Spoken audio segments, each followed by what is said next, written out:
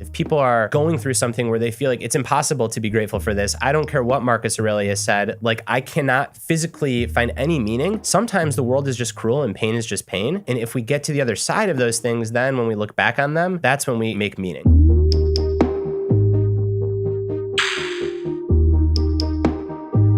So I thought I would open with, given that your book is about change, there's probably no theme that Marcus talks about in Meditations more than change. So I'll read you some and we'll riff on them. How does that sound? That sounds good. All right. So what did I want? 18 in book 2. Let's see here. All right. He says, if it doesn't hurt the individual elements to change continually into one another, why are people afraid of all of them changing and separating? It's a natural thing, and nothing natural is evil. And then he says in 32, he says, where do I have this? The world is nothing but change. Our life is only perception. And then this is my favorite one. This is one I think I like. He says, constant awareness that everything is born from change. The knowledge that there is nothing nature loves more than to alter what exists and to make new things like it. All that exists is a seed that will emerge from it. You think that the only seeds are the ones that make plants and children. You must go deeper. And then, actually, let's do one more. 2 more, actually. I wrote down a bunch. Yeah, these are good. I wrote down a bunch. All right. Some things are rushing into existence, others out of it.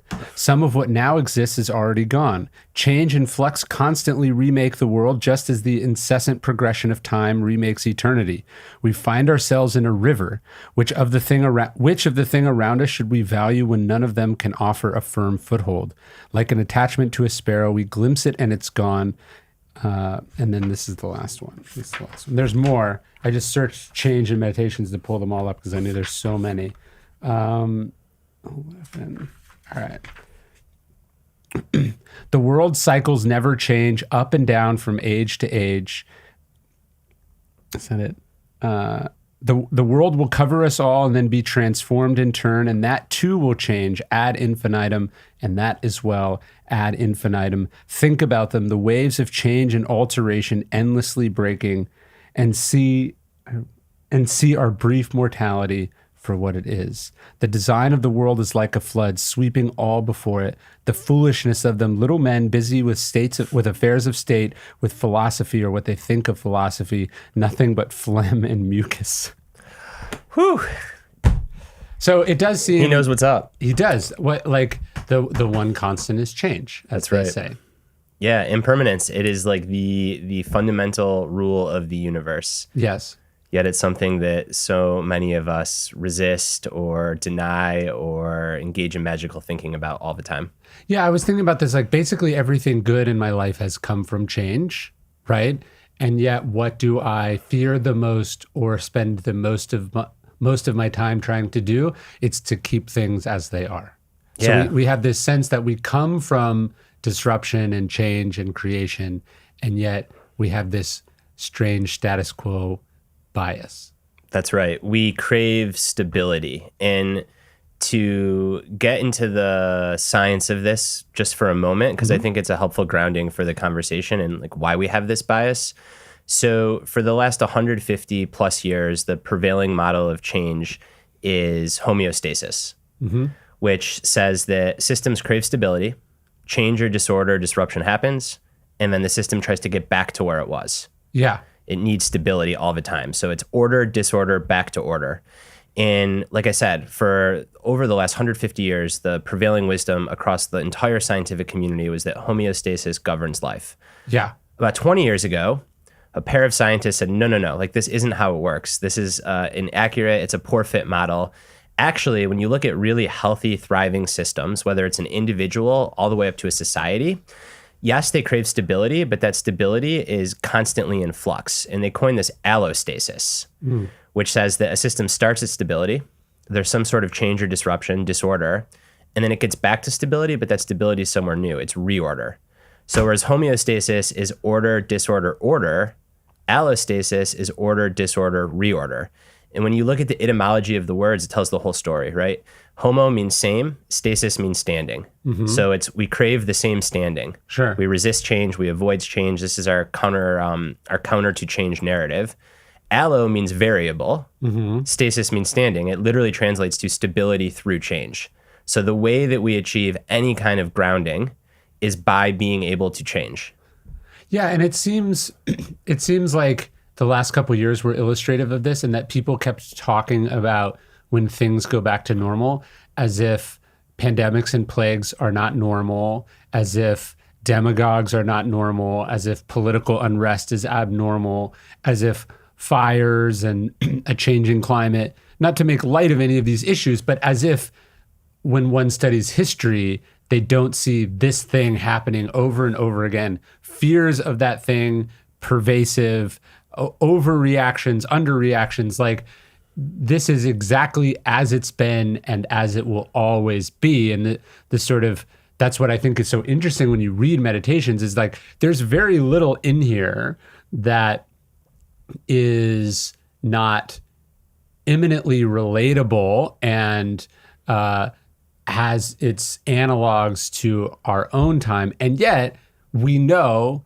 that so much has changed over the intervening 20 centuries. So it's like everything is changing and also everything is staying the same at the same time.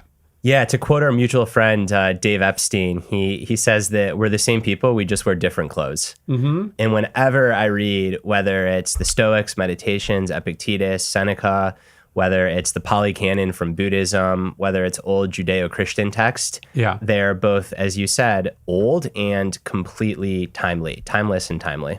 Yeah, we have this sense too that like, I was writing about this recently, that like, I was reading this interview about David McCullough, and he was talking about one of the things that a biographer has to understand, he says, is that people weren't living in the past. They were living in the present.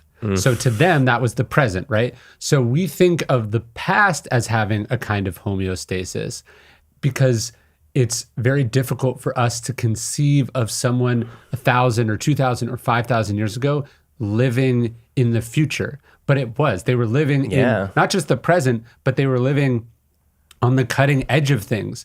Things felt new, they felt fresh, they felt different. Things had just been invented, whether they're talking about the wheel or, a glass mirror or something, right? These are all technology.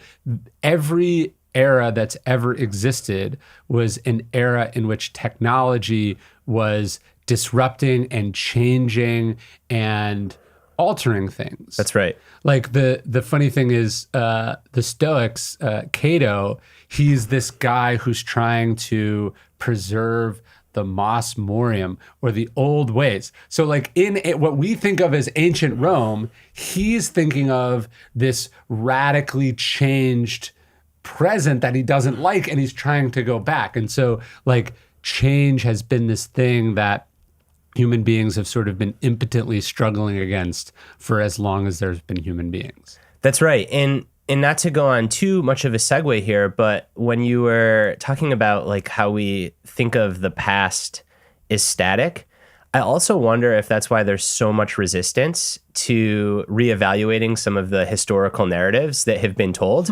Because to us, like, it's the one thing that we can cling on to is like our history, our narrative. And God forbid you change that, then it's like we really have no grounding.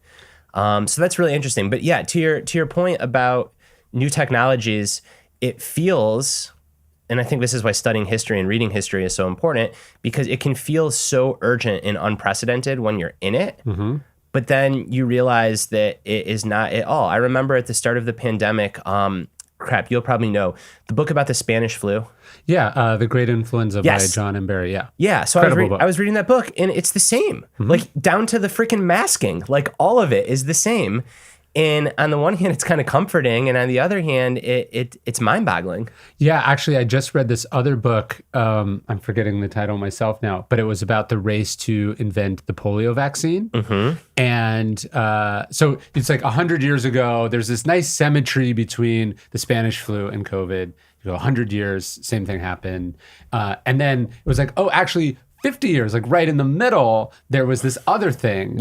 And like I'm reading this book about the invention of the polio vaccine. There's all these doubts. And then this newspaper columnist, his name, and radio columnist, his name was Walter Winchell. He was like the biggest person in the world at this time. He was a real piece of shit. But anyways, he had published this column that was what we would now call like anti-vax. Yeah. And it had this huge impact on people's willingness or their views on this experimental vaccine. And so you're just like, yeah, look, humans have always been on the cusp of some new scary thing. Yep. Some people are more scared of it than others. The same questions always come up.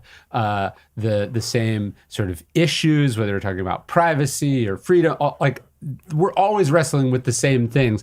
And so like it's easy to sort of be glib about this idea that the only constant is change. But there is something kind of philosophically beautiful and paradoxical about that little saying that change is constant. And as you said, like there is kind of a stability in change. In fact, it's the only thing. It's the only stability. Yes. Exactly.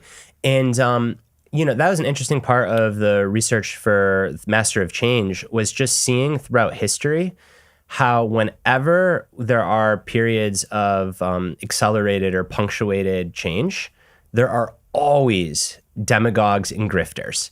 Yes. And this just preys on people's homeostatic mindset and natural inclination to be scared of change and to want to cling to the old stability or the stability that they have. And that opens up the door for demagogues to come in and say, make insert line great again. Yes. Like go back to the past, don't lose your standing, away. make these people go away, cling to your old normal because there's a comfort in that. Yet like evolution, the grandest change of all time shows us that clinging to the old normal is how a species gets selected out. When I wrote The Daily Stoic 8 years ago, I had this crazy idea that I would just keep it going. The book was 366 meditations, but I'd write one more every single day and I'd give it away for free as an email. I thought maybe a few people would sign up. Couldn't have even comprehended a future in which 750,000 people would get this email every single day and would for almost a decade. If you want to get the email, if you want to be part of a community that is the largest group of Stoics ever assembled in human history, I'd love for you to join us. You can sign up and get the email totally for free. No spam. You can unsubscribe whenever you want at dailystoic.com/email.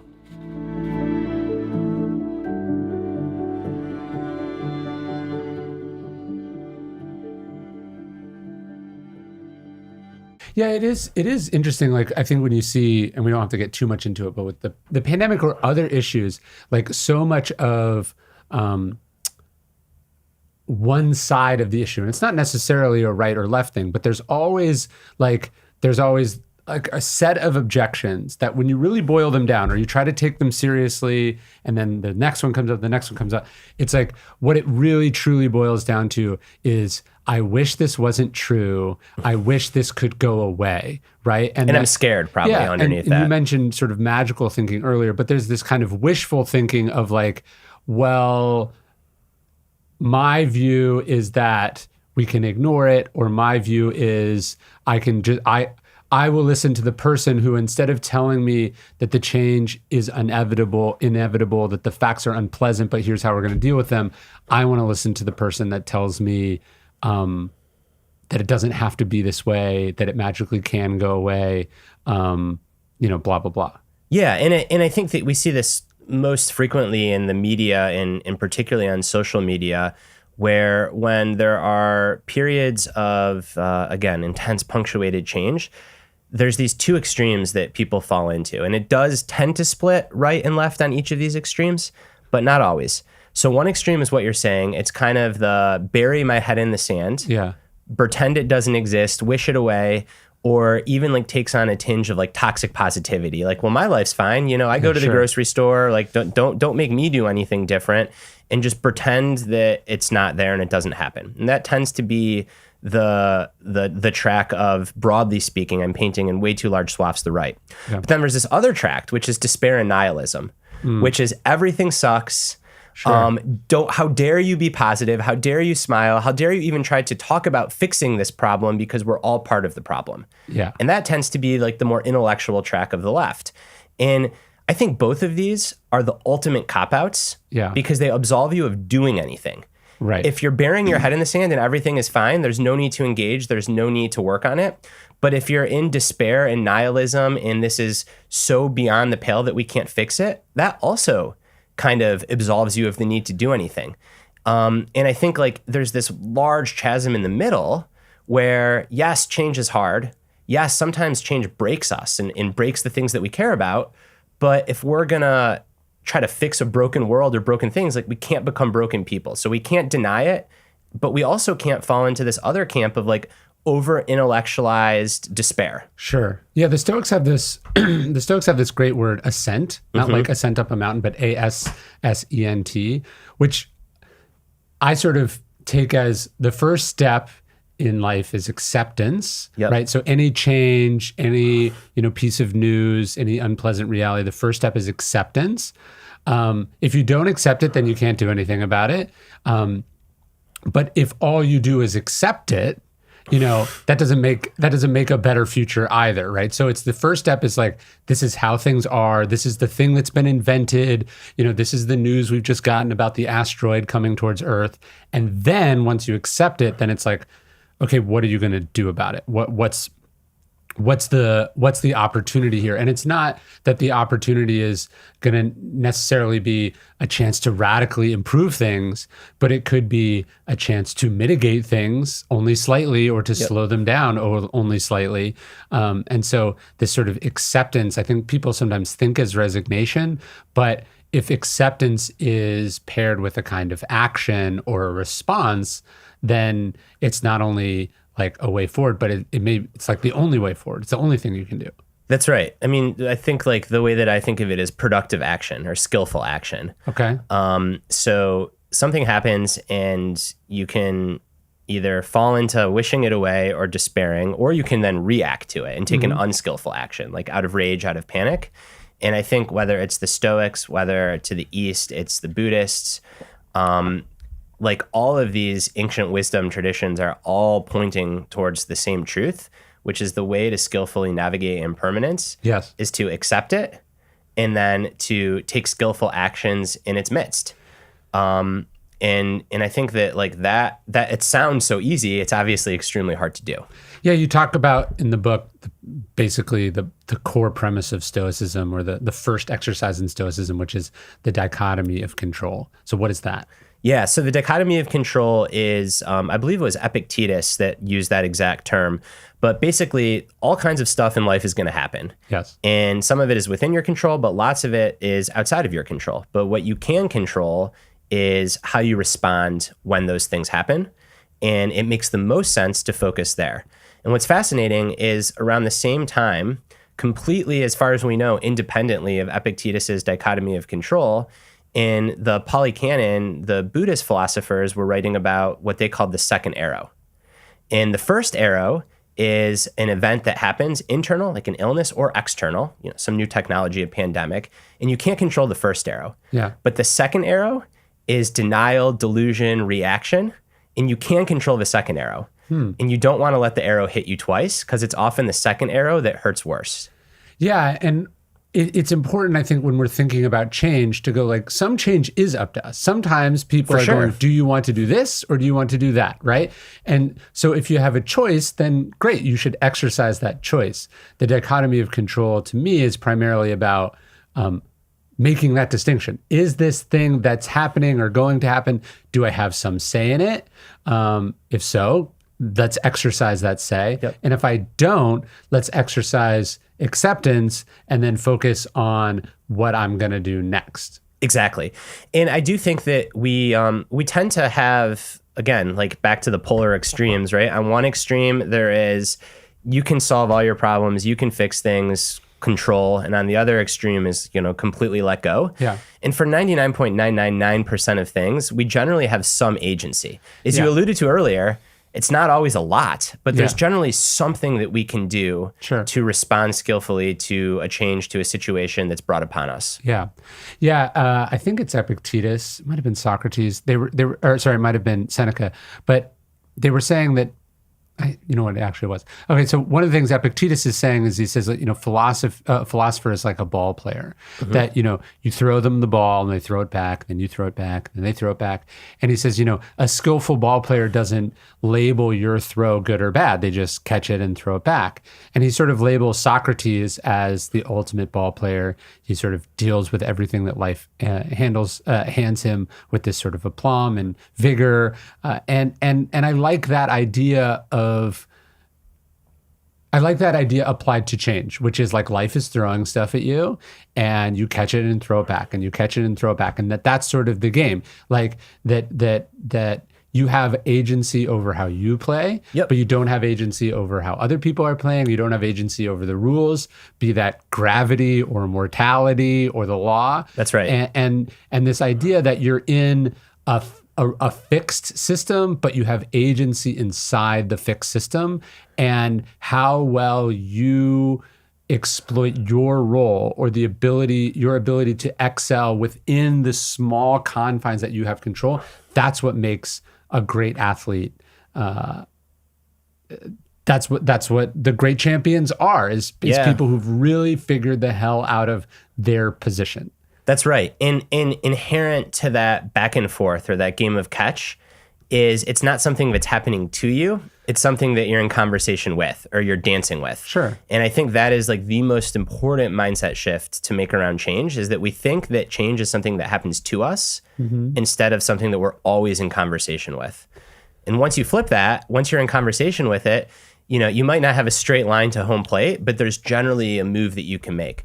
Yeah, there's kind of two ways to think about it. One, the sort of, I think, sometimes helpful way is like it's not happening to you, it's happening for you. That can feel a little glib, but there's something to that. And then the other way to think about it, I think, is also important, is that it's not happening to you or anyone. It's just fucking happening, right? Like it just is. Like the pandemic doesn't care about you. The economy doesn't care about you. Like the market is not a bull market or a bear market. It doesn't even exist. These are just words that we make up to apply to a loose collection of sort of natural forces.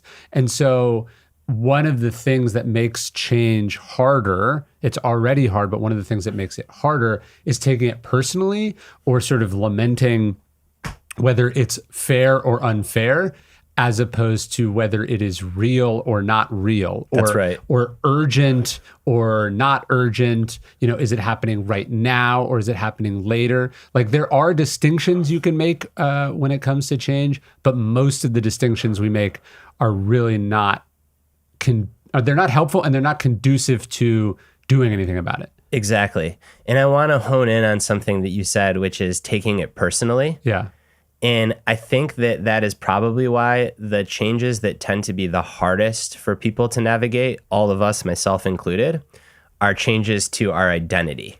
Yeah. So the most personal changes that there are, aging, illness, a career change, a job that you get laid off from, a divorce, kids that move out of the house that you were the primary parent for.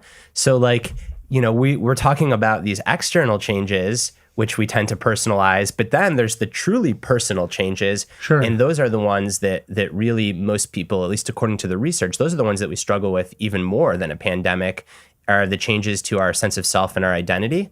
Because, trying to tie some of these threads together, you mentioned like narratives and history and how we think that they're static. Well, when our personal narrative changes, that can really throw us for a loop. Yeah, it's like we know change is happening all the time, all over the world, to other people, to industries. It's like if you're not a journalist, you don't care that newspapers are getting disrupted. Right. But if you work in a factory and then the robots roll in, suddenly technological change feels very different to you. But things are not changing any more or less than they were before. It's just moved into your corner of the woods. Yeah, exactly. And this is true with death, right? It's like people are dying every day, but it's not until someone you know or cares about dies. Like your friend got divorced and you were like, oh, I'm sorry. But then you get divorced and now it's a tragedy of epic proportions. This is just the same thing happening that's always been happening, but now your number is up. That's right. And the key term here is something derived from Viktor Frankl. So you've got his books next door in the bookshop. And most people know Frankl for his book, Man's Search for Meaning. I'm going to assume 90% of listeners are familiar with Frankl. For the 10 who aren't, and as briefly as possible, Holocaust survivor, psychoanalyst, has written remarkable books about how to make meaning out of suffering, and endure. Frankl, following Man's Search for Meaning, wrote this essay that is very little known called The Case for Tragic Optimism. And Frankl defines tragic optimism as an acceptance of suffering in life. And in a very Stoic sense, he says that suffering is inevitable for a few reasons. The first is that we're made of flesh and bone. And when you're made in flesh and bone, you are going to experience physical pain. Yep. The second is because we have some agency and we can make plans, certain plans that we make will fail to work out. And we will feel guilt and shame, and we will question why they didn't work out. And then the third is that everything we love, including ourselves, is constantly changing and eventually going to go away. Yeah. So that is the inevitable tragedy of life. And what Frankl did is he took this tragedy and he said the work is maintaining optimism throughout that tragedy, which Frankl so elegantly writes as not a kind of toxic positivity pretending it doesn't exist, but trudging forward with a positive attitude nonetheless. Yeah, in the midst of all that tragedy. He says it's saying yes to life in spite of everything. That's right. Yeah. And he has a book, Yes to Life, that I think is really like but a the book that he subtitle built is what's around so important there. In spite of everything. Yes. Yeah. And I think that this kind of tragic optimism is just so different from what we in the West are fed, which is just optimism without any acceptance of the tragedy. Yes. And you can buy yourself out of tragedy. You can consume yourself out of tragedy. You can use yourself out of tragedy instead of just coming to terms with it and then doing the hard work of being optimistic nonetheless. Yeah, I think there is this perception, for instance, that the Stoics are pessimistic or depressive or realistic. Sad. And I think that says more, our view of them that way says more about us than it does about them. Because when I think of, say, Marcus Aurelius' life, this is a guy who loses his father very young. He's thrust into power, even though it's not what he wants to do with his life. He buries... It's like 6 children. Maybe his wife cheats on him. He's betrayed in this coup. He has to spend a good chunk of his time at war. There's a plague. There's floods. It's like sort of one disaster after another.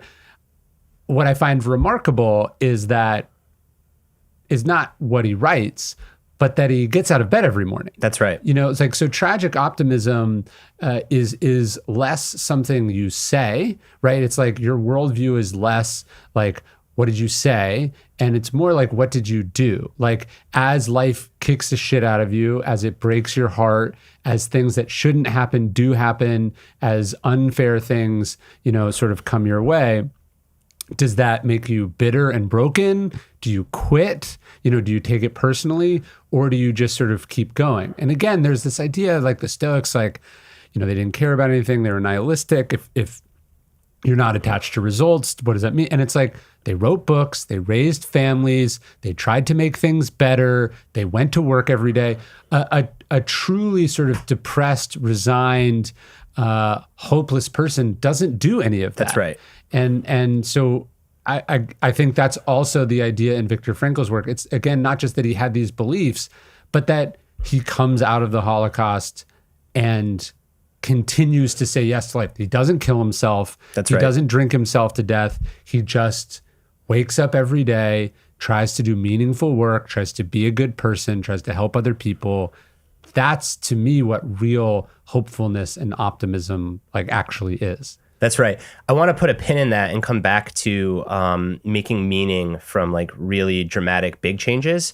I think that once you can accept the tragedy of life, I think it opens you up as well to an appreciation for philosophy, writing, art that falls into the category of what the writer Susan Cain calls bittersweet. Which is my favorite kind of music. So I love Jason Isbell. And he's great. Like, but Jason Isbell's music is so fucking tragic. Yeah. But like, there's also this kind of optimism to it, right? It's like, this is what connects us as humans. Like, this is what makes us feel. This is what gives our life texture, is the fact that like, we know it's impermanent and we know that this terrible stuff's going to come for us. and how can we connect to each other in like a brotherly and sisterly love despite of it all. Yeah. And I do think that there's a reason that Jason Isbell's not mainstream, right? Like it's Sure. easier to just love the positive. Yeah. But I think what makes great art is people that can go and take the tragedy and make it relatable. And like, why do we love bittersweet classical music? For the same reason. So that's just like it's a very interesting observation. Now, to your point about tragic optimism and Viktor Frankl continuing to get up, I think this has also been a little bit bastardized recently, which is this notion that like whenever something bad happens to you, you should grow from that and use it as an opportunity for growth. Sure. And you should have a challenge mindset. Yeah. And what the literature shows really clearly is that for about 90% of changes, so let's call them lowercase t traumas, positive changes, you get married, you have kids, like good stuff, it still throws our stress systems for a loop. Yeah. It is very beneficial to go into those things with a growth mindset, to view them as a challenge and to say, you know, this is a big change, this is going to be really hard, but I'm going to grow from it, I'm going to become a better person. But every once in a while, shit happens where telling someone that, oh, like at least you'll grow from this is the worst thing you could possibly say. When someone loses a child, you don't say like, oh, at least you'll grow from this. You know, you'll be more compassionate. Sure. Like, fuck off if someone says that to you. Yeah. So there are capital T traumas where the only thing that matters is just trying to get through and get to the other side of those drastic big life changes.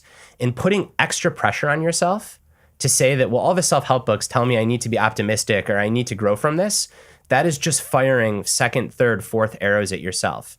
And because then you feel guilty. Because then you feel guilty. You're like, I can't, you know, not only is this terrible thing happening in my life, but like I can't even find meaning in it. Yeah. Or I can't have a positive response to it. Clinical depression is another example. Like by definition, the disease doesn't allow you to do that. Yeah. So telling yourself that like, oh, I'm going to grow from this. Now, this doesn't say that we should just cycle into nihilism and despair. But what the research shows so unequivocally is that following these massive, destructive, big changes to our lives, uniformly, people experience downward trajectory. And it's after about 6 months that most people then start to climb out of it. And when we look back on these things, we tend to find meaning and growth in them. But when we're in the middle of experiencing them, trying to search for that and trying to contrive that just gets in our way. And like the soul work is showing up and getting through. Are there tools that you can use to show up and get through? Of course. But I think it's just such an important message. If people are going through something where they feel like it's impossible to be grateful for this, I don't care what Marcus Aurelius said, like I cannot physically find any meaning. Sometimes the world is just cruel and pain is just pain. And if we get to the other side of those things, then when we look back on them, that's when we make meaning. Yeah, it's important. Obviously, I wrote this book, The Obstacle is the Way, which is about how you take these sort of lowercase t traumas, obstacles, difficulties, and you find a way to move forward from them, to use it to your advantage. You know, the computer, God damn it. The computer eats your manuscript. That's a chance for you to redo it and better, right? That's a perfect example, which is really fucking hard. As someone that's had that happen, like that like in the moment, it can feel like capital T trauma, but that's 90%, 95%, maybe 98% of the stuff that we face is in that bucket. Yeah. Right. But then, you know, your company being stolen from you, a personal bankruptcy from some medical crisis, losing a child. These are the formula that the obstacle is the way, that everything is an opportunity to practice virtue. It still holds true, just not in this sort of glib way that you make this the best thing that ever happened to you. That surviving, enduring. That is the way. Yeah, yes. not being broken by it, not becoming cruel and mean because of it, right? Learning something ultimately from it that allows you to help another person with that same trauma 20 years from now. That's what the opportunity is. It's not an opportunity that you would choose. It's not at all worth the trade-offs. Like I think about coming out of the pandemic, changes I've made in my life, in my routine, perspective shifts that I got that are all beneficial. If in no way do they compensate for the millions of people who died and the billions and trillions of lost dollars and opportunities and time we'll never get back. So it's not that you go into and you go, this is so wonderful, but you go that everything that's happening to you, there is the opportunity for growth, or for maybe greatness is a better word than growth, right? There's the opportunity to be like what life is demanding of you in this moment. And almost never is what life demanding from you in this moment that you quit and give up and, do nothing, right? And so I think that it's important that we see there's sort of this quick way that the obstacle is the way. And then there's the way that try to find one thing in your life that years later, you're not retroactively, if not grateful for, at least appreciative of how it contributed to where you ended up. Yeah, that's right. And time slows down when we're in the midst of like these really tremendous challenges, which is part of what makes it so hard, because it's so hard to envision what a year or a decade would look like. Yeah. And I think in these circumstances, the consolation is to just know that what feels like forever now won't feel like forever a year from now, a decade from now. Yeah. So my job is just to wake up and get through. And that's it. And like, let that be enough. For a really growth-oriented, optimistic person, the biggest personal growth accomplishment in a situation like this is to release from the need to grow. Sure. And just to let getting through be enough. And the reason time slows down, I think this is really fascinating, is just 100% our evolutionary inheritance. So when we feel like we're under threat, when we feel like we're facing a lot of change, it's very important for our survival to have a really acute perception. Like, we want to know exactly where that snake is moving towards us. Mm-hmm. So our brain, which normally processes life as like this kind of continuous movie, sure, starts to view it frame by frame because it's worried. And we need to see everything with like exacting detail. So when we view things frame by frame, our perception of time slows way down, which is in complete opposite to when we're in flow, or when things are going great and time flies. And I have to share this experiment because I think you'll find it fascinating. It's one of the most clever experimental designs ever. There's a neuroscientist named David Eagleman. And what he did was he took people to this ride called the SCAD. And it is this 150-foot, basically just drop. I don't even know how the fuck this is safe, but like, you're adhered to a mattress and the mattress just drops. And he had people, participants of the study, ride the SCAD and predict how long it took them to fall. Mm-hmm. And then he had those same people watch others ride the SCAD and ask how long it took them to fall. Okay.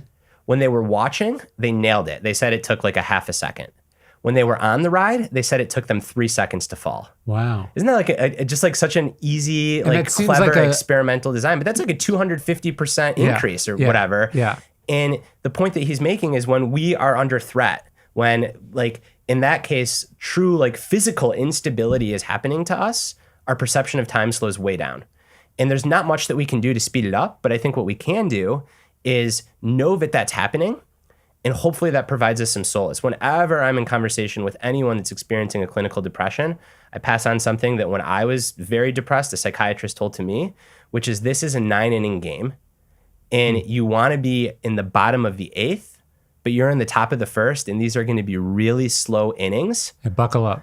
Buckle up, but you will get to the 9th inning. And then when you look back on the game, you're going to be like, oh, that was just a game. That was just a chapter of my life. But when you're in it, it feels like it's forever. And just knowing that is so important when you're traversing like really dark times. Yeah, I think one way to get better at this stuff is to go through it before, right? So that's the best way. Yeah. If you get through it, yes. Yes. So when you have been through like the first breakup that you go through, or the first public humiliation, or the first business mistake, it feels like it's the end of the world. You don't know if you're going to get through it, and you don't have the perspective to know, oh yeah, this is the middle of the 2nd inning. Yep. You don't even know how many innings there are, right? And so when you've been through stuff before, you can draw on that experience going forward, right? And so that is one thing I sort of tell myself when I'm going through stuff, especially if it's stuff that I haven't been through before, is I go like, I'm learning how this goes, right? And I think one thing that's nice about having gone through a lot of change over the last handful of years is that it should prepare us for a future where there is similar such change, right? Yeah. And so to go, hey, I'm learning how to do this. I'm getting experience in this kind of uncertainty. That's one benefit here. That's right. And when we're in those situations, the best things that we can do, because we always have some agency, is social support. So lean on others, ideally others that are going through it or others that have been there before because they have that perspective. People. Yeah, exactly, others. And those others can be 2,000 years old in books. I mean, you talk about this all the time. If there is some sort of routine or ritual that you can have in your life that is a source of stability just for your brain, a constant, your morning run, your morning coffee, whatever it is, that constant serves as an anchor as take your nervous system out into the unregulated chaos of the world. Sure. Those are the most helpful things that one can do when they're in these situations. And that really is, I mean, as you said, the last 5 years, that was why I wanted to write this book. I mean, in my own life, let's see, within a span of 5 years, I became a parent for the first time. Then again, I had major orthopedic surgery on my leg that took me out of a sport that had been an enormous part of my identity for most of my adult life. A really painful family estrangement occurred that was completely unpredictable and something I'd never experienced. I moved across the country from a really big urban place to somewhere that's not as big or urban. Sure. I mean, there's countless others, right? Like I stopped doing any contract work with big organizations because I really just wanted to write books. So I was going through all of these changes and there's no playbook and it felt really unstable. And then the pandemic comes and there's all this social change. And, I write the books that I write mainly for myself. Mm-hmm. And it was well, what are the tools and how come this feels so unnatural to me? And then I think the part that is to me the most interesting and also the hardest is just how we conceive of our sense of self over time. Because when we're talking about big external changes happening around us, there's an I at the center of that we kind of take for granted as stable. And we cling to that stability. And I think that's change management 101, 201. But I think the real advanced course is then to realize that even the you in the center of that isn't stable. Yeah. You are constantly changing. You are aging. Key components of your identity will no longer be key components of your identity later on. If you fuse your identity way too closely to any given thing, you're setting yourself up for all kinds of pain because eventually that thing will change. And I think what was happening in my life, and maybe this is just what happens to all of us as we enter middle mature adulthood, is that there was all this change around me, pandemic, economy, job, and then there was all this change within me, my family, physical illness, and both those things were happening at the same time. Yeah. So there was truly really no real rudder. And that's what ultimately led me into well, how do we make sense of this? Yeah, if you think about someone who's born in the mid to late 1800s, okay. So they live, 70 to 90 years. So they go from cavalry charges to atomic weapons to space to the Beatles, in the course of one life. And you go, how could they make sense? How could they go from here to there, right? And the answer is there was daily change. Change wasn't this thing that happened once. It wasn't this one big change where they went from riding around on horses to launching astronauts into space. There was so many day-to-day changes, or year-to-year or decade-to-decade changes. And that made them resilient and flexible. And there was never this constant where they were this is the way the world is. I don't want it to be this new way. Because it was always coming in and out of being.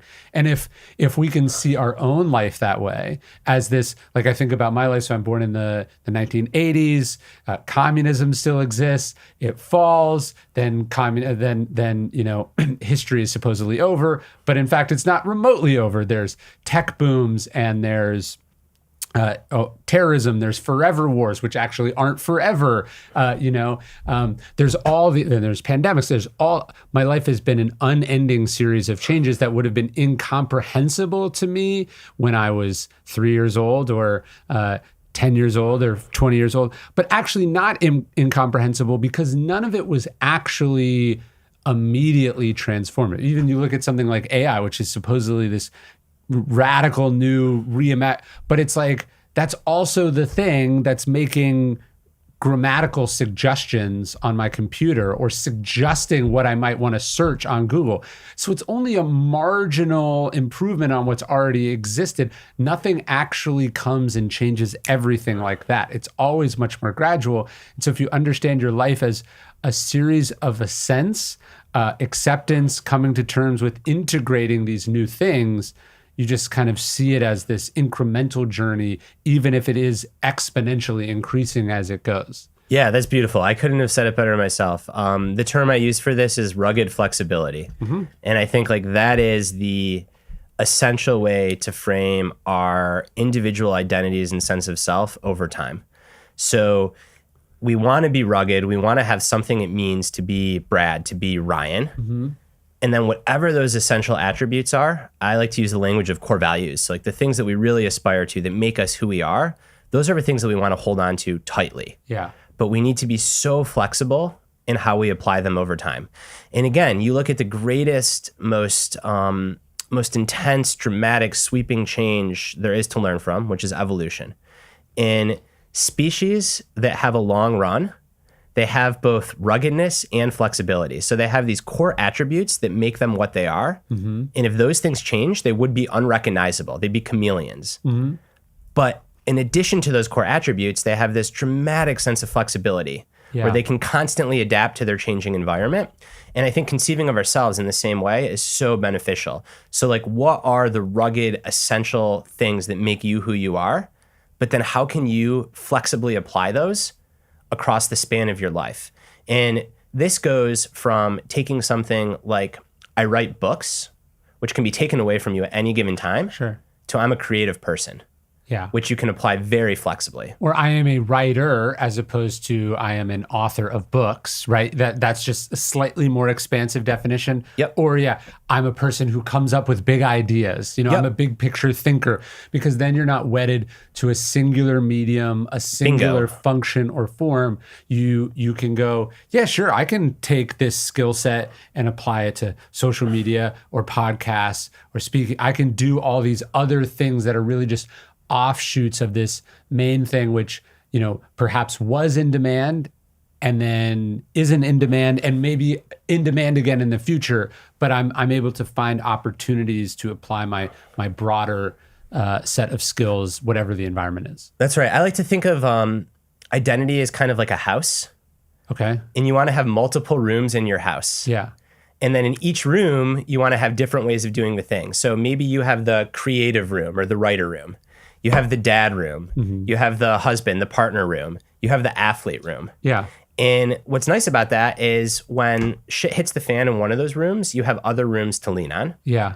And then within each room, you also have different things you can explore. So in the athlete room, like there's the runner room. Sure. And that's going great until you blow out your knee and then you can't run. So then maybe there's I'm gonna try lifting weights, or I'm gonna get into rowing. But you're still in the athlete room.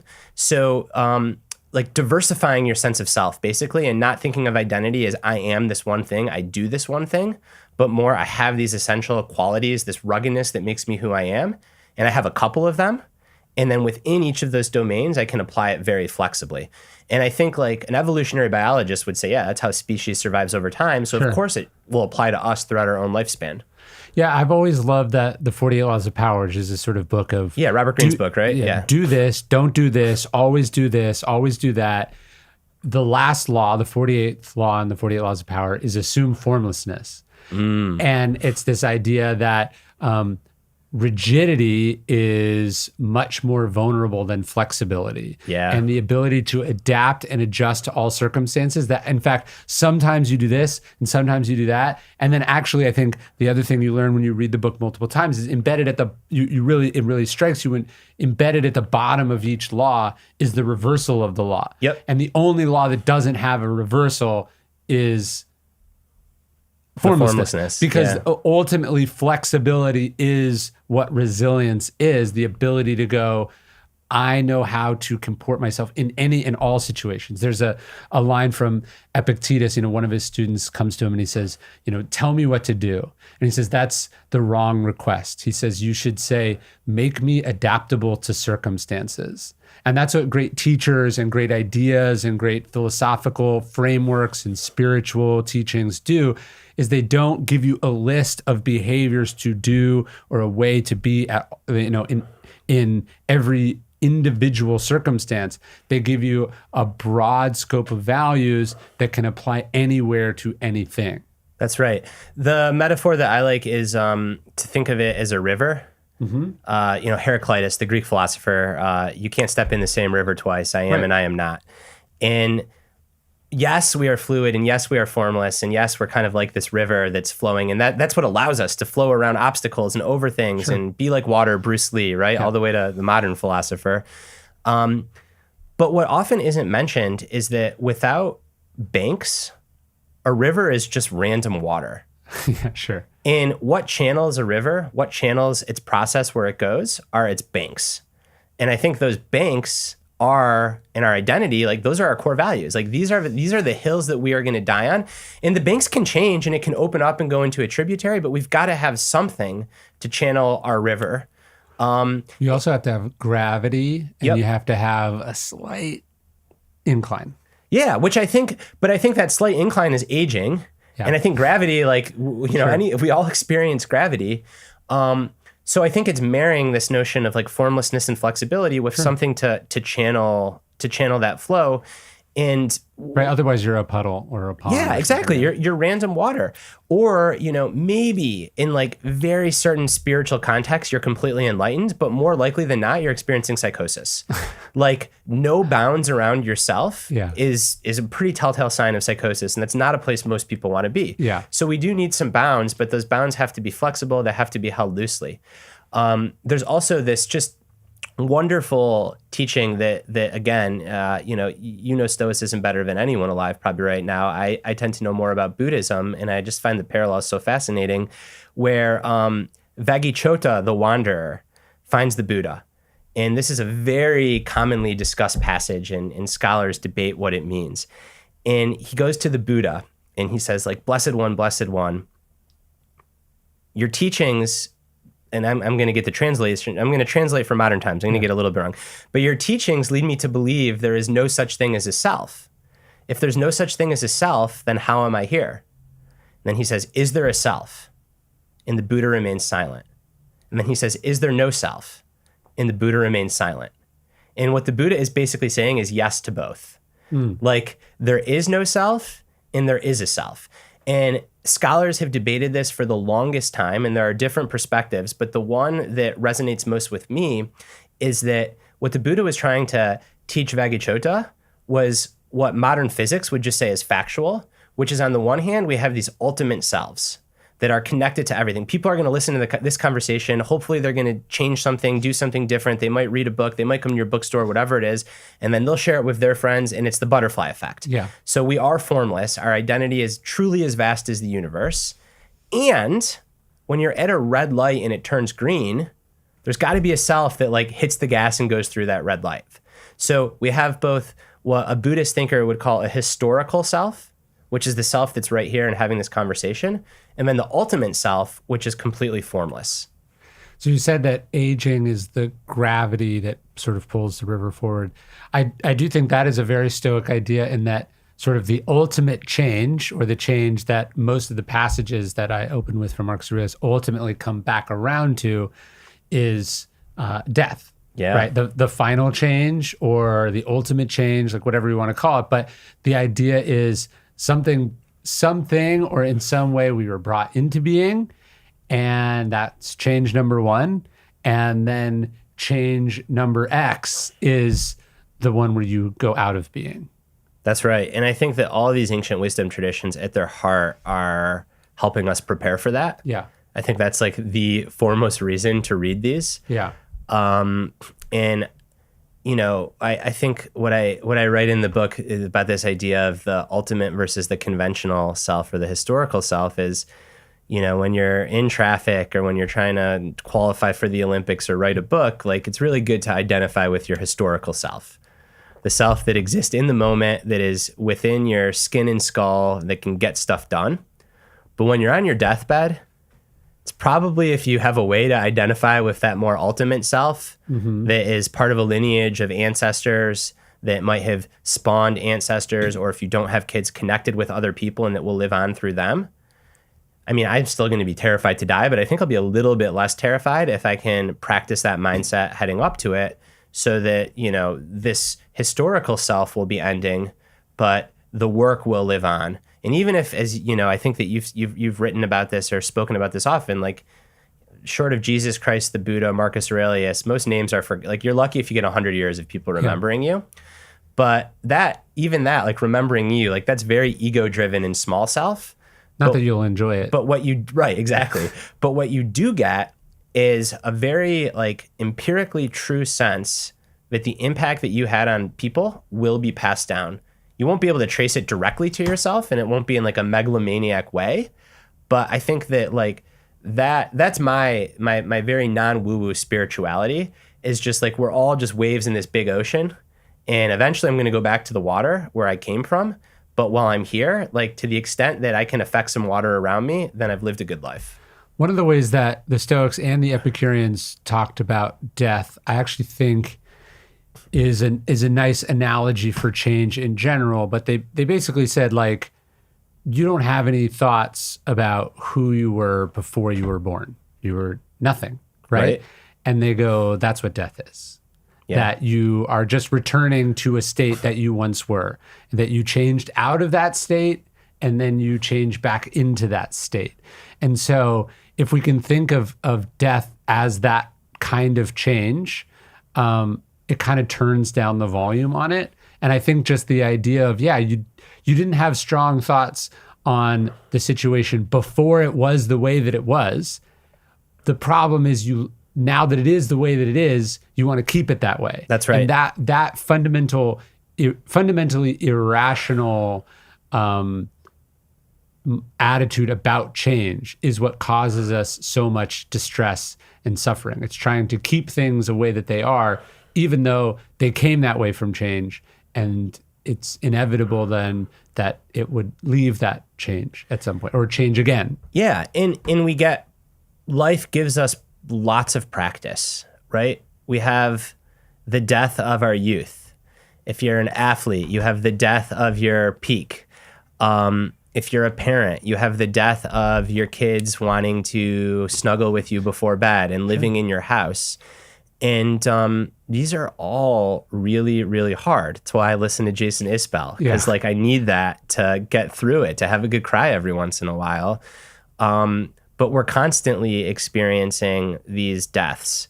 And then we get to the ultimate one. Before you had kids, you wouldn't be worried about your kids leaving the house. Yes. But then when you have kids and you realize what that means and how much you love them, then suddenly that becomes really hard. Right. And I think that's the thing with life, is that the reason that it is still hard to imagine not having it is because there is so much that's good. And it is we're so lucky to be here. It's this great accident that you and I are existing to have this conversation. Sure. And it's only human, I think, to want to cling on to that and hold on to that. But if we hold on to it way too tightly, then we suffer. And especially for the smaller things that we want to hold on to way too tightly.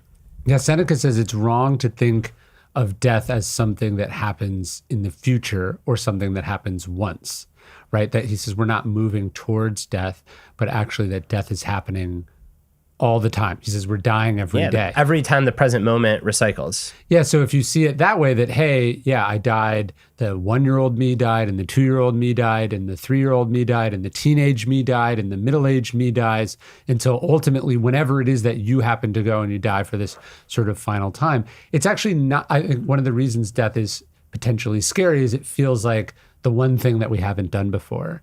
But it's kind of eye-opening, and it shifts your perspective to understand that actually you're dying all the time, and that the time that has passed is dead. And so we fear all sorts of change because we think that that's the big change. That's the one that's going. And in fact, every moment of every day of your life has been filled with both death and change. You You are very experienced and very familiar with this thing. You just don't think about it that way. Yeah, I mean, to live is to lose. I mean, it's like a very cliche saying, but it's so true. And that gets back to tragic optimism and Viktor Frankl. I'm forgetting what it's called. Catherine Schulz recently wrote a beautiful memoir that circled around this topic. I think you might have had her on the podcast, right? Yeah. It's about the loss of her father. But then just like it's a memoir about like the loss of her childhood and her innocence and all of these things. And yeah, the work is like, all right, this is going to happen. And burying our head in the sands, as we know, is like not a great answer. Falling into despair is not a great answer. So how do we navigate it, and how do we go on our path? How do we go on our path forward? And again, like there's so many opportunities for practice, and I think that's where people can really like flex that rugged, flexible muscle. So if like you're super interested in, you know, a specific element of your career, like, well, then how can you diversify that so that when that changes, it doesn't come for you? If it's parenting, how can you make sure that your marriage is strong enough that when the kids leave, like you'll still find joy in your house? It will be different. And this isn't about like being the same, but it's about kind of like allowing that sadness, but going on nonetheless. And maybe that's what a good life is like allowing that sadness and going on nonetheless. Yeah, you mentioned parenting earlier. There's this Tom Segura bit that I love where he says, you know, people go, having kids changes you. And he says, that's not true. He says, having kids should change you. You know, because there are things that are changing us all the time. There's these life events. And then there are some people that despite the necessity and all the nudging to the contrary, decide to continue to be the same person. They don't adjust their habits or their mindsets, or, you know what I mean? There is this, like change is a constant and unavoidable. And so is denial of that change, resistance of that change, persisting despite, you know, the old way no longer working. Yeah. I mean, how could having kids not change you? We'll nerd out maybe, daily dad plug on being dads. But I am like a completely different person. But I mean, I know people that still travel the amount, that travel the same amount. They're still the same amount selfish. You know, like they have kids, but they did not become parents. Yeah. I mean, that's unimaginable for me. I would say it's very common. Very common. What, and I'm curious because our kids are similar ages. Yours are a little bit older. I think we have like right? How old are your kids? 6 and 4. Yeah. So Lila's only 8 months, so she's very young, but Theo's almost 6. Yeah. And like, I just didn't know that I could love something as much as Theo. Yeah. I didn't know that I could be driving him to preschool and like, you know, maybe he's tired, maybe he's a little sad, but whatever that look on his face is, like, I know, because I was kind of a sad kid. Sure. And just like feel that in my heart. And like, I think it is, I feel so blessed to have become a parent. If you choose not to become a parent, that's totally, like, it's not a values thing. Sure. But for me, talk about a change that has like really, it feels like infiltrated every cell of my body. I think some people are being a dad. I think some people are afraid of those emotions, so they don't put themselves in the position for those things to happen, right? It's like, oh, I'm doing this for my family, which I never see. And part of the reason they never see the family is because of what it opens up or what it challenges or what it forces them to see about themselves. Yeah, and in our line of work, I think that's very easy. Of course. Because you can always say yes to more things and you can always do more. Yeah. You know, we had tacos once. I think I was giving a talk on obsession and passion, right? To like some group of NHL strength coaches. And we had tacos after, and I distinctly remember this would have been Theo. Was Theo even born, or was your kid one? I don't know. We were either both dads, or I was about to become a dad and you had just become a dad. And you told me something that like I really obviously took to heart, because it's not the sole reason that we moved, but it's certainly one of them, which is basically like, go to a place where you can do the work that you want to do and then have an easier time. Let your environment be conducive to you shutting off so that you can then shift into family mode if that's what you want. Because you can say that's what you want. Yeah. But if you live in a place where there's just endless intellectual candy and there's also an hour and a half commute. Yeah. And the private schools that you have to send your kid to because the public schools are no good cost $50,000. It's very easy to have this path dependency where what you think parenting will be and what you desperately want is just impossible. And again, it's not the only reason that we moved to Western North Carolina, but like that was in the back of my mind the whole time. No, I definitely that. Do you remember that at all or no? I do. No, I've given that advice before. It's funny. We just spent a month in LA, like living a very different life. Like our kids went to this sort of summer school thing that was like a mile from where we lived. Everything was walkable or deliverable, and it was like a very like we were just renting this house, so it wasn't expensive for us, but it was like an incredibly expensive. And you're like, oh, I actually get what these people are paying millions of dollars for and what they're paying all this money to these kids. I was like, this was a very different life that was easier in a bunch of other ways. Now, maybe it wasn't totally aligned with the values that I wanted, and maybe it's not sustainable to have kept the sort of bubble that I have as a writer and creative person, and I couldn't have this bookstore and these other things. So it wouldn't ultimately work, but it was also just another glimpse. I think people, in the same way that you have to set up your pantry, so you eat well, to be a good parent, I think you have to make certain lifestyle decisions that set you up for success or don't set you up for success. And making those decisions is really hard, but a lot of who you want to be as a person or as a parent is downstream from sort of big lifestyle choices that you make once and don't think about, but really deterministic. Yeah, and I didn't know that we'd be kind of segueing back to something that I write about in the book here, but it's this notion of an independent self versus an interdependent self. So this comes out of cross-cultural research. An independent self, it's a very Western way of thinking, which is I control things, I make things happen on my own, I exert control over my environment. Sure. And an interdependent sense of self is my environment controls me in lots of ways. Yeah. And yes, I have some agency, but it's a lot less than we in the West think. Sure. And I think, and never thought of it like this, I wish I would have written it in the freaking book, but I think parenting, a lot of being a quote unquote good parent is conceiving of yourself as an interdependent self. Yeah. And then doing everything you can with the independent self, the self that has agency, to create the right environment for you to be able to thrive as a parent. And I know for me, a part of that, creating the right environment, is like just making sure that I have an hour and a half every day to do some kind of creative work. Yeah. Because if I don't, I'm just irritated. And then there's downstream effects of that. Yeah, I think even just noticing this sort of month, it was like we were in a very fancy neighborhood in Los Angeles. And so like the cars that the other parents were dropping their kids off in school was just a very different vibe than what I'm used to in rural Texas. And like, I'm not really a car person. I don't really care what people think of what I'm driving necessarily. I mean, I'm not like a saint or a monk or anything, so I do care to a certain degree. But what I was noticing, I was like, oh, if every other car in front of me in line is a G-Wagon, that feels reasonable. And you start to go, wait, is there something wrong with what I'm driving, who I am? So choices about who you surround yourself with as a parent or just as a person. So yeah, if you're living in a very high cost of living area, a very competitive area, if you're where all the people in your profession are, you're going to be more competitive, you're going to be more envious, you're not going to be measuring yourself, let's say, on how happy is my family. You're going to be measuring yourself on how does my family seem like they're doing next to all these other families who are maybe presenting or signaling with very different values. Yeah, and the same thing's true on the internet, because the internet, like the fucking internet, you're not just comparing yourself to people in your fancy neighborhood. You're comparing yourself to people in every fancy neighborhood all the time.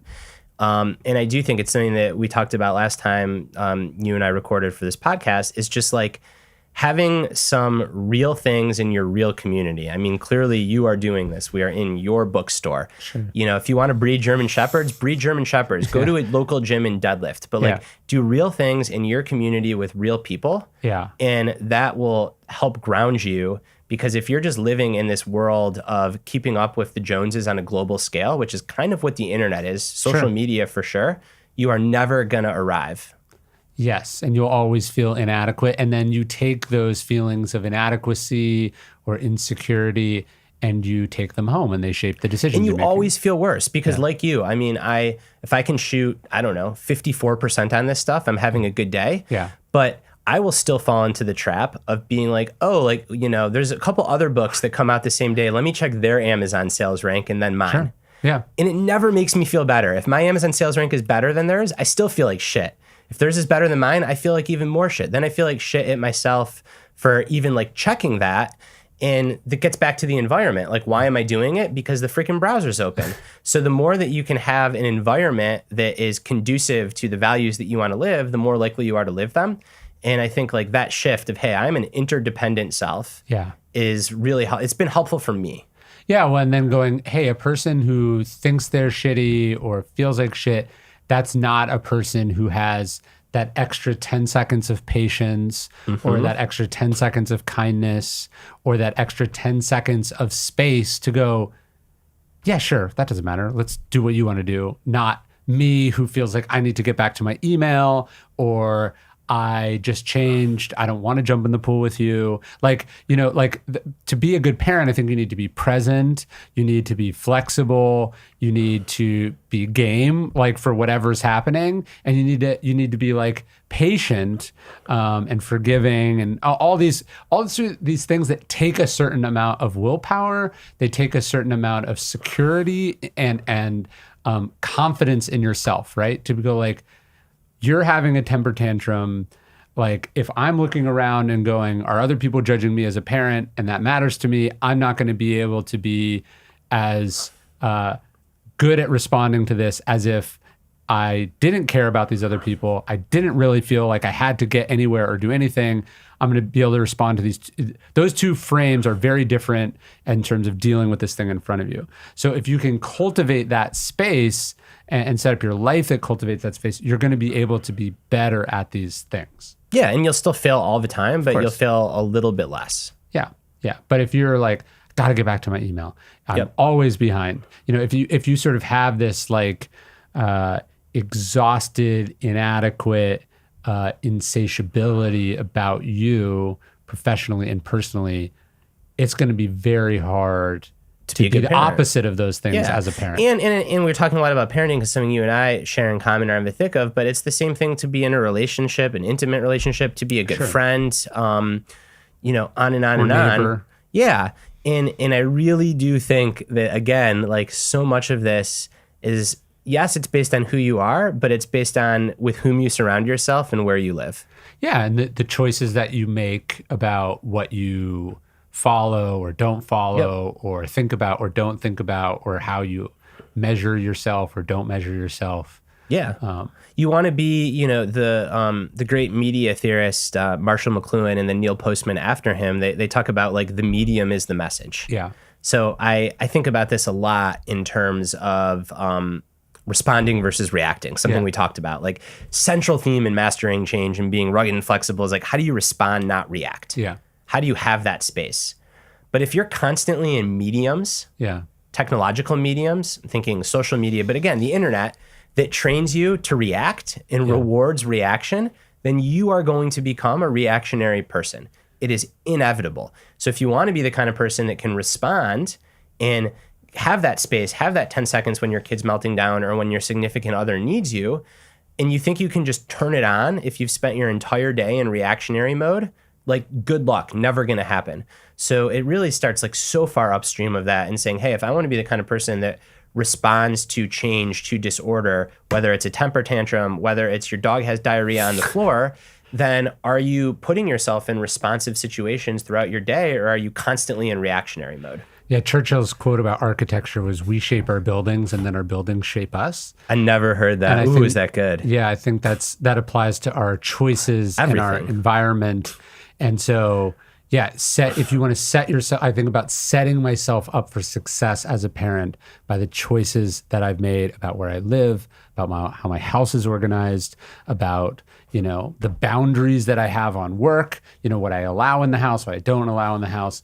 And instead of just expecting yourself to be this sort of perfect person with unlimited willpower, you can try to make some big choices that create positive downstream effects. That's right. And that's another way of seeing your identity as formless. Yes. Right? Because like your environment is bleeding into you. Yes. And yes.